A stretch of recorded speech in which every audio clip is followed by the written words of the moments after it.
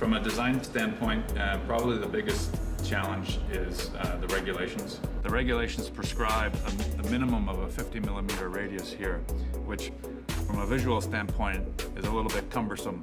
And so for us, working on the race car, the challenge really was to embrace the functional requirements, also embrace the regulations, but then find ways of introducing that precision back into the car.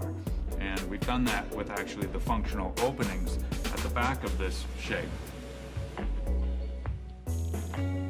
I think the most striking aspect of the 8 Series really is the proportion.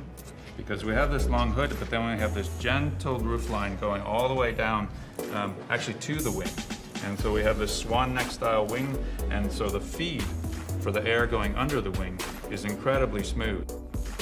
Another aspect of the car is the mirrors.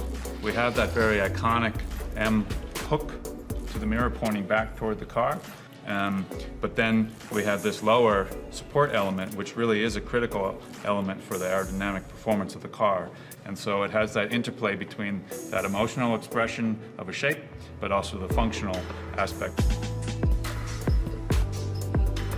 The lights are an incredibly important part of the identity of the car.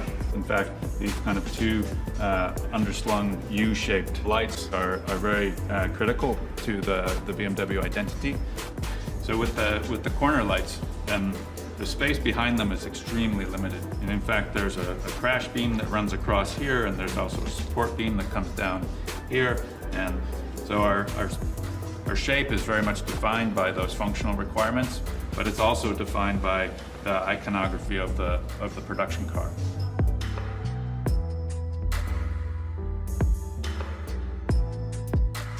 The key element of any BMW are the kidneys, and I think they're a very modern interpretation of what the kidney can be. And we've taken that opportunity to celebrate really the inside of these kidneys with color.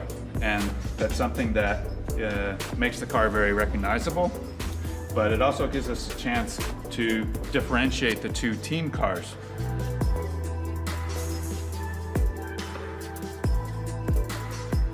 For me, the most important aspect of any livery for a race car is contrast.